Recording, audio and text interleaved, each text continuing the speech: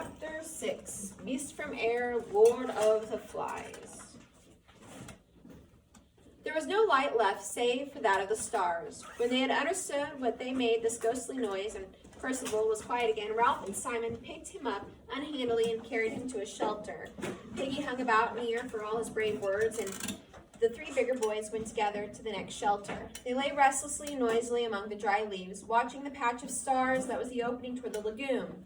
Sometimes a little one cried out from the other shelters, and once a big one spoke into the dark. Then they too fell asleep. A sliver of moon rose over the horizon, hardly large enough to make a path of light, even when it sat down right on the water. But there were other lights in the sky that moved fast, winked, or went out, though not even a faint popping came down from the battle fought at 10 miles height. What's happening above them?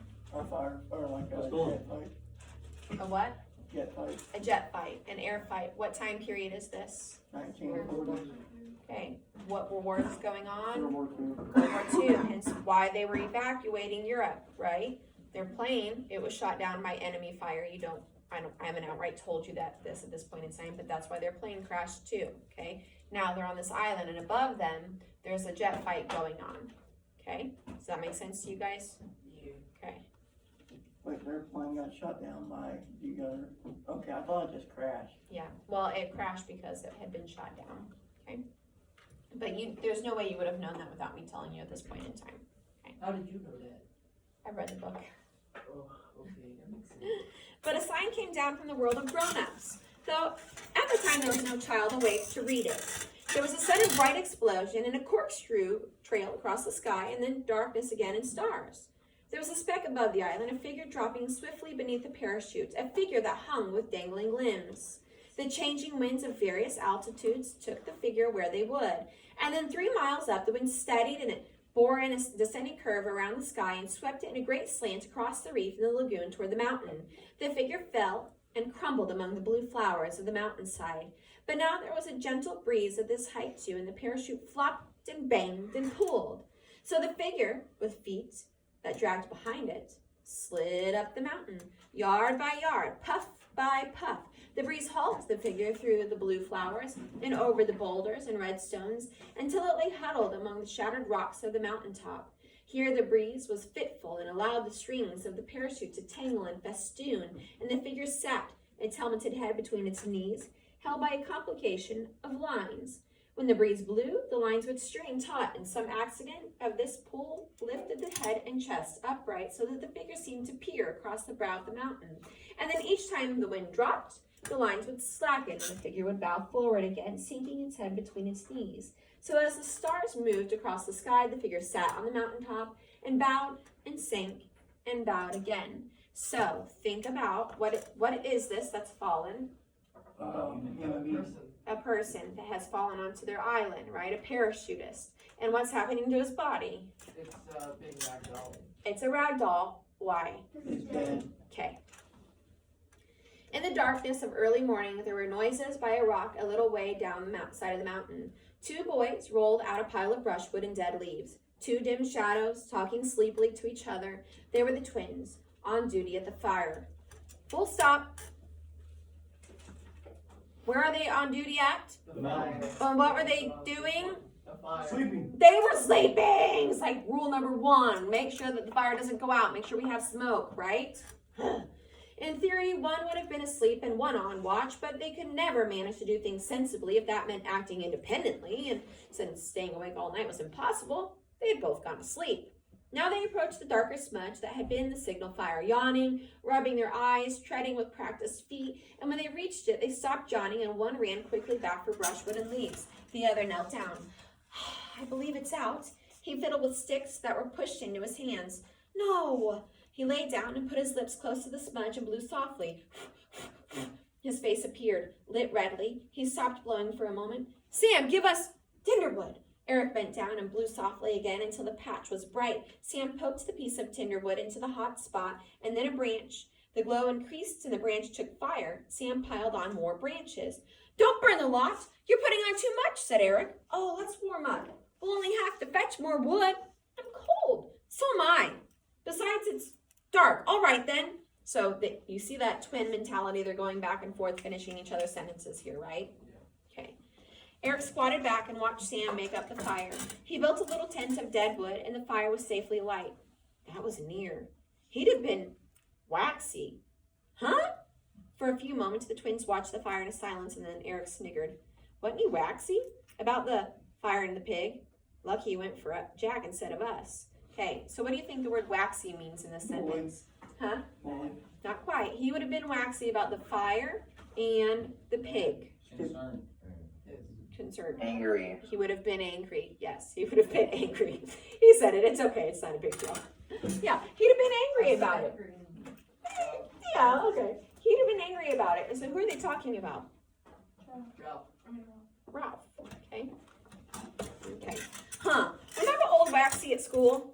Boy, you are driving me slowly insane. The twins shared their identical laughter and then remembered the darkness and the other things and glanced around uneasily. The flames, busy about the tent, drew their eyes back again. Eric watched the scurrying woodlice that were so frantically unable to avoid the flames and thought of the first time just down there on the steeper side of the mountain, where now was complete darkness. He did not like to remember it, and he looked away to the mountaintop. Warmth radiated now and beat pleasantly on them. Sam amused himself by fitting branches into the fire as closely as possible. Eric spread out his hands, searching for the distance in which the heat was just bearable. Idly looking beyond the fire, he resettled the scattered rocks from their flat shadows into daylight contours. Just there was the big rock, and 3 stones there, the split rock, and there beyond was a gap. Just there. Sam? Nothing. The flames were mastering the branches. The bark was curling and falling away. The wood exploding. The tent fell inwards and flung a wide circle of light over the mountaintop. Sam! Sam! Sam! Sam looked at Eric irritably. The intensity of Eric's gaze made the direction in which he looked terrified, for Sam had his back to it. He scrambled around the fire, squatted by Eric, and looked to see. They became motionless, gripped in each other's arms, 4 unwinking eyes aimed at 2 open mouths. Far beneath them, the trees of the forest sighed and then roared. The hair on their foreheads fluttered and the flames blew out sideways from the fire. 15 yards away from them came the plopping noise of fabric blown open. Okay, so the wind is going. What's happening to the parachute? It's going up and down, okay? And you can see that wind blowing because it's blowing the fire in front of their faces and it's blowing their hair, okay? Neither of the boys screamed, but the grip of their arms tightened and their mouths grew peaked. For perhaps 10 seconds they crouched like that, while the flailing fire sent smoke and sparks and waves of constant light over the top of the mountain. Then, as though they had one terrified mind between them, they scrambled away over the rocks and fled. Ralph was dreaming. He had fallen asleep after what seemed like hours of tossing and turning noisily among the dry leaves. Even the sounds of nightmare from the other shelters no longer reached him, for he was back to where he came from, feeding the ponies with sugar over the garden walls. And then someone was shaking him, telling him that it was time for tea. "Ralph, wake up!" The leaves were roaring like the sea. "Ralph, wake up!" "What's the matter?" "We saw the beast! Please! Who are you?" "Oh, twins?" "We saw the beast!" "Quiet! Piggy!" The leaves were roaring still. Piggy bumped into him, and a twin grabbed him as he made for the oblong paling of stars. "You can't go out. It's horrible." "Piggy, where are the spears?" "I can hear the—" "Quiet, then. Lie still." They lay there listening. At first with doubt, but then with terror to the description the twins breathed at them between bouts of extreme silence. Soon the darkness was full of claws, full of the awful unknown and menace. An indeterminable dawn faded the stars out, and at last light, sad and gray, filtered into the shelter. They began to stir, though still the world outside the shelter was impossibly dangerous. The maze of the darkness sorted into near and far, and at the high point of the sky, the cloudlets were warmed with color. A single seabird flapped upwards with a hoarse cry that was echoed presently, and something squawked in the forest. Now streaks of cloud near the horizon began to glow rosily, and the feathery tops of the palms were green. So not only, are they seeing this parachute flapping in the wind, they're seeing it through flames and fire. It's also during what? Night, okay? So they run back to the shelters, and then they crawl in there and find Ralph, and what are they all doing? They're just sitting there and sitting quietly, silently, right? Because every sound they hear is probably what? The beast coming to get them. Do you have a question? No. Okay. Ralph knelt in the entrance to the shelter and he peered cautiously around him. Sam and Eric, call them to an assembly quietly. Go on. The twins, holding tremulously to each other, dared the few yards to the next shelter and spread the dreadful news. Ralph stood up and walked for the sake of dignity, though his back pricking to the platform. Piggy and Simon followed him, and the other boys came sneaking after. Ralph took the conch from where it lay on the polished seat and held it to his lips, but then he hesitated and did not blow. He held the shell up instead and showed it to them, and they understood. Why does he not blow? Because he doesn't know when. No sound. No sound. Because if he sounds that conch, what's going to happen? The beast is gonna come. The beast is coming. Have you ever seen The Walking Dead? Yeah. What are zombies attracted to? Sound. Sound, that's right. The rays of the sun that were fanning upwards from below the horizon swung downwards to eye level. Ralph looked for a moment at the growing slice of gold that lit them from right hand and seemed to make speech possible. The circle of boys before them bristled with hunting spears. He handed the conch to Eric, the nearest of the twins. We've seen the beast with our own eyes. No, we weren't asleep. Sam took up the story. By custom, now one conch did for both twins, for their substantial unity was recognized. It was furry. There was something moving behind its head, wings, and the beast moved too. It was awful. It kind of sat up. The fire was bright. We just made it up. More sticks on. There were eyes, teeth, claws. We ran as fast as we could, bashing at things. The beast followed us. I saw it slinking behind the trees. It nearly touched me. Ralph pointed fearfully at Eric's face, which was striped with scars where the bushes had torn him. How did you do that? Eric felt his face. I'm all rough. Am I bleeding? What are these boys doing with this story? Twisting it. Twisting it and exaggerating it, right? Is that something children do? Yes. The circle of boys shrank away in horror. Johnny, yawning still, burst into noisy tears and was slapped by Bill until he choked on them. The bright morning was full of threats, and the circle began to change. It faced out rather than in, and the spears of shapen wood were like a fence. Jack called them back to the center. This will be a real hunt. Who will come? Ralph moved impatiently. These spears are made of wood. Don't be silly, Jack sneered at him. You frightened? Of course I'm frightened. Who wouldn't be? So Jack calls Ralph out right in front of everybody. And what does he ask Ralph? If he's frightened. Are you frightened? And what does Ralph say? Of course. Of course I am. The article that we read yesterday, Bullying in Early Adolescence, what do young males, especially the age of 11, 12, and 6th grade, hold to be one of the most important things? Toughness, aggression, superiority, okay? And so now you have a leader who's sitting here going, yeah, I'm kind of scared, okay? He turned to the twins, yearning but hopeless. I suppose you aren't pulling our legs. The reply was too emphatic for anyone to doubt them. Peggy took the conch. Couldn't we kind of stay here? Maybe the beast will come near us. But for the sense of something watching them, Ralph would have shouted at him, stay here? And be cramped into this bit of the island, always on the lookout? How should we get our food? And what about the fire? Let's be moving, said Jack relentlessly. We're wasting time. No, we're not. What about the little ones? Sucks to the little ones. Someone's got to look after them. Nobody has so far. There was no need. Now there is. Piggy will look after them. Oh, yeah, that's right. Keep Piggy out of danger. Okay, so at this point in time, they're saying the little ones need to stay here. And Ralph is doing the responsible thing and saying we need to watch after these little guys, okay? And who is the obvious choice to look after the little ones and not go hunting? Piggy, right? Duh. We know that. He's not built for hunting, okay? So he says, we'll leave Piggy here. He makes a responsible decision. And what does Jack say? Oh. Of course, Piggy. Oh, of course. You want to keep him safe. So can Ralph do anything right in Jack's eyes? No. Okay, so Jack is constantly undermining Ralph. Have some sense. What can Piggy do with only one eye? The rest of the boys were looking from Jack to Ralph cautiously. And another thing, you can't have an ordinary hunt because the beast doesn't leave tracks. If it did, you'd have seen them. For all we know, the beast may swing through the trees like what's its name? They nodded. So we've got to think. Piggy took off his damaged glasses and cleaned the remaining lens. How many lenses does he have left? One. So he's about halfway done with logic and reasoning, right? He's missing half of his spectacles, okay? That is a symbol for being between civility and savagery. They're about halfway through at this point in time. Okay, do you see how Golding does that in a really nonchalant way? Like he cleans off the remaining wisdom that he has, but he doesn't have all that he started with. How about us, Ralph? You haven't got the conch here. I mean, how about us? Suppose the beast comes when you're all away. I can't see proper, and if I get scared, Jack broke in contemptuously. You're always scared. I got the conch. Conch, shouted Jack. We don't need the conch anymore. We know who ought to say things. What good did Simon do speaking, or Bill, or Walter? It's time some people knew they've got to keep quiet and leave deciding things to the rest of us. Ralph could no longer ignore his speech, and the blood was hot in his cheeks.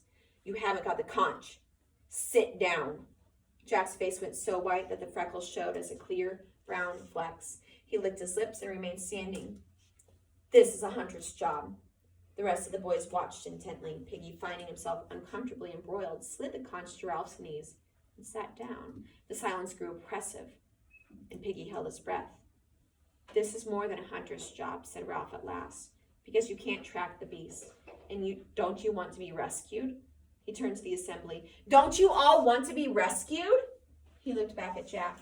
I said before, the fire is the main thing. The fire must be out. The old exasperation saved him and gave him the energy to attack. Hasn't anyone got any sense? We've got to relight that fire. You never thought of that, did you, Jack? Or don't any of you want to be rescued? Yes, they wanted to be rescued. There was no doubt about that, and with a violent swing to Ralph's side, the crisis passed. Piggy let out his breath with a gasp, reached for it again, and he failed. He lay against a log, his mouth gasping, blue shadows creeping around his lips, and nobody minded him. So do you see the power swings back over to Ralph's side right there? Like, remember, this is the one thing we were going to do. This is what's going to get us off the island. He has to constantly remind them that they do have the ability to be able to be rescued here if they just keep that fire going. Now think, Jack. Is there anywhere on the island that you have not been? Unwillingly, Jack answered. But of course, you remember? The trail end part where the rocks are all piled up. I've been near there. The rocks make a sort of bridge. There's only one way up. And the thing might live there. All the assembly talked at once. Quiet, all right. That's where we'll look. If the beast isn't there, we'll go up the mountain and look and light the fire. Let's go. We'll eat first and then go. Ralph paused. We better take spears. After they had eaten, Ralph and the Biggins set out along the beach. They left Piggy propped up on the platform. This day promised, like the others, to be a sunbath under a blue dome.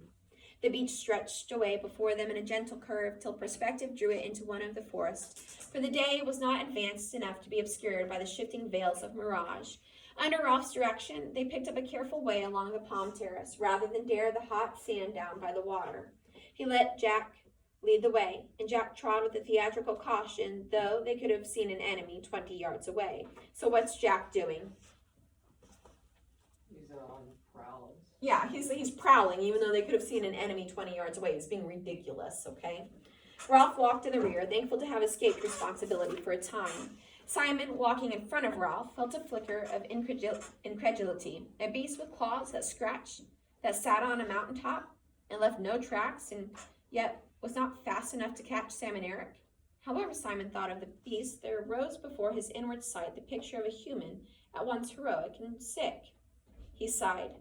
Other people could stand up and speak to an assembly, apparently without that dreadful feeling of the pressure of personality, could say what they would, as though they were speaking to only one person. He stepped aside and he looked back. Ralph was coming along, holding his spear over his shoulder. Diffidently, Simon allowed his pace to slacken until he was walking side by side with Ralph and looking up at him through the coarse black hair and now felt to his eyes. Ralph leaned sideways, smiled constrainedly as though he had forgotten that Simon had made a fool of himself, and then looked away again at nothing. For a moment or two, Simon was happy to be accepted, and then he ceased to think about himself. When he bashed into a tree, Ralph looked sideways impatiently, and Robert sniggered. Simon reeled, and a white spot on his forehead turned red and began to trickle. Ralph dismissed Simon and returned to his personal hell. They would reach the castle sometime, and the chief would have to go forward. So Simon's walking along, and he's just happy to be in the presence of someone, right? And the moment he's happy, he runs into a tree and starts bleeding, okay? Does anyone stop and talk to him? No. Make sure he's okay. No. So the moment he thinks about himself, he is essentially being punished. Okay? Jack came trotting back. We're in sight now. All right, we'll get as close as we can. He followed Jack toward the castle where the ground rose slightly. On their left was an impenetrable tangle of creepers and trees. Why couldn't there be something in that? Because you can see nothing goes in or out. What about the castle then? Look. Ralph parted the screen of grass and looked out. There were only a few more yards of stony ground, and then the two sides of the island came almost together so that one expected a peak of a headland. But instead of this, a narrow ledge of rock, a few yards wide, perhaps 15 feet long, continued the island out into the sea. There lay another of those pieces of pink squareness that underlie the structure of the island. This side of the castle, perhaps 100 feet high, was the pink bastion they had seen from the mountaintop. Okay, so this is like a really high spot that they're at. It's not literally a castle. We understand that, right? It's a castle built out of rock. The rock of the cliff was split and the top littered with great lumps that seemed to totter. Behind Ralph, the tall grass had filled with silent hunters. Ralph looked at Jack. You're a hunter. Jack went red. I know. All right. Something deep in Ralph spoke for him. I'm chief. I'll go. Don't argue. He turned to the others. You hide here and wait for me. He found his voice tend either to disappear or to come out too loud, and he looked at Jack. Do you think? Jack muttered. I've been all over. It must be here. I see. Simon mumbled confusedly. I don't believe in the beast. Ralph answered him politely as if agreeing about the weather. No, I suppose not. His mouth was tight and pale. He put back his hair very slowly. Well, so long. Is Ralph afraid? Yeah. Extremely. Is he still going to go and do it? Yeah. He forced his feet to move until they had carried him out onto the neck of the land. He was surrounded on all sides by chasms of empty air. There was nowhere to hide. Even if one did not have to go on, he paused on the narrow neck and he looked down. Soon, in a matter of centuries, the sea would make an island of the castle. On the right hand was the lagoon, troubled by the open sea, and on the left, Ralph shuddered. The lagoon had protected them from the Pacific. And for some reason, only Jack had gone right down to the water on the other side, and now he saw the landsman view of the swell, and it seemed like the breathing of some stupendous creature. Slowly the water sank among the rocks, revealing pink tables of granite, strange growths of coral, polyp, and weed. Down, down, down the waters went, whispering like the wind among the heads of a forest. And there was one flat rock down there, spread like a table, and the water sucking down on the four weedy sides made them seem like cliffs. And then the sleeping Leviathan breathed out, and the waters rose, the weeds streamed, and the water boiled over the table rocks with a roar. There was no sense of the passage of waves, only this minute, long fall, and rise and fall. So, whenever he's looking down on the other side, what is it? Ocean. It's ocean, and it's these tangly, giant, huge rocks that are nasty, and there's crabs, and the water comes out so swiftly that he can see all of it, and then it pushes it back so soon that he's like, I am so glad that we have this lagoon here to protect us from the ocean. If they didn't have that, they would have been wiped out by now. Ralph turned away to the red cliff. They were waiting behind him in the long grass, waiting to see what he would do. He noticed that the sweat in his palm was cool now, realized with surprise that he did not really expect to meet any beast, and didn't know what he would do about it if he did. He saw that he could climb the cliff, but this was not necessary. The squareness of the rock allowed a sort of plinth around it, so to the right, over the lagoon, one could inch along the ledge and turn the corner out of sight. It was easy going, and soon he was peering around the rock. Nothing but what you might expect, pink tumbled boulders with guano layered on them like icing, and a steep slope up the shattered rocks that crowned the bastion. A sound behind him made him turn. Jack was edging along the edge. Couldn't he let you just do it all on your own? Ralph said nothing. He led the way over the rocks, inspected a sort of half cave, and that held nothing more terrible than just a clutch of rotten eggs.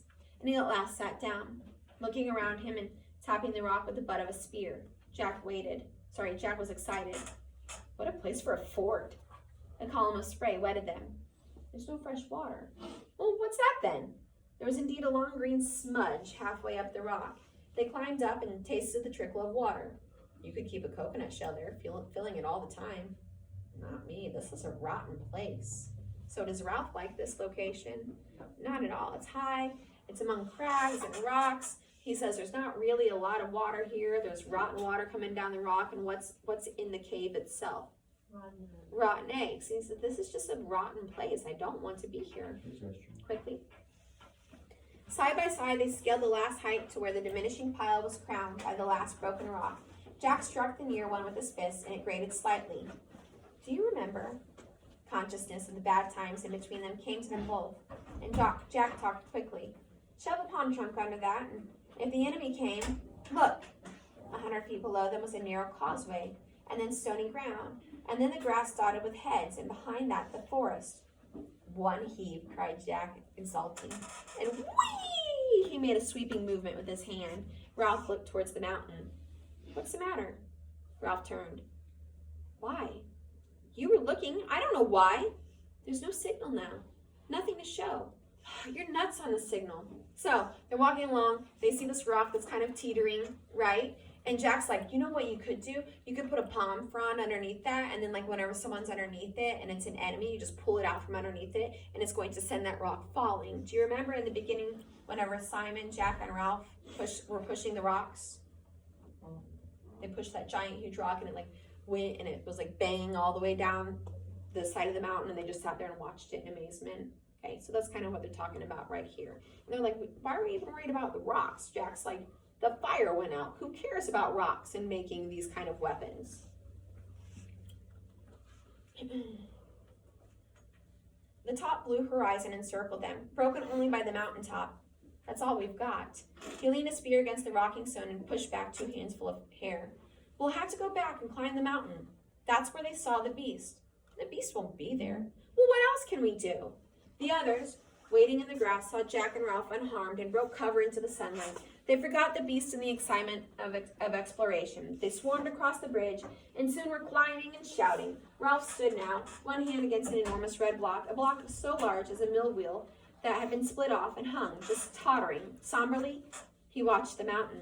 He clenched his fist and beat hammer-wise on the red wall at his right. His lips were tightly compressed, and his eyes yearned beneath the fringe of hair. Smoke. He sucked his bruised fist. Jack, come on. But Jack was not there. A knot of boys, making a great noise that he had not noticed, were heaving and pushing at a rock. As he turned, the base cracked and the whole mass toppled into the sea, so that a thunderous plume of spray leapt halfway up the cliff. Stop it! Stop! His voice struck a silence among them. Smoke! A strange thing happened in his head. Something flittered there in front of his mind like a bat's wing, obscuring his idea. Smoke. At once the ideas were back in the anger. We want smoke, and you go wasting your time. You rolled rocks, Roger shouted. We've got plenty of time. Ralph shook his head. We'll go to the mountain. The clamor broke out. Some of the boys wanted to go back to the beach. Some wanted to roll more rocks. The sun was bright, and the danger had faded along with the darkness. Because think about it, whenever you were a kid, when were you most afraid? Dark. The dark, right? Always the dark. That's when monsters come out. And that's now that it's the light of day, now we can roll rocks and have a good time because there's not any monsters in the light. Jack, the beast might be on the other side. You can lead again. We could go by the shore. There's fruit. Bill came up to Ralph. Why can't we just stay for a bit? That's right. Let's have a fort. There's no food here, said Ralph. And no shelter. Not much fresh water. This would make a wizard fort. We can roll rocks. Right onto the bridge!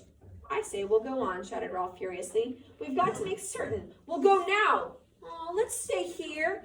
Back to the shelter. I'm tired. No! Ralph struck the skin of his Ralph struck the skin off of his knuckles. They did not seem to hurt. I'm chief. I've got to make certain. Can't you see the mountain? There's no signals showing. There may be a ship out there. Are all of you off your rockers? Mutinously, the boys fell silent, or muttering. Jack led the way down the rock and across the bridge. So who left? Who was leading them? Nope. Jack.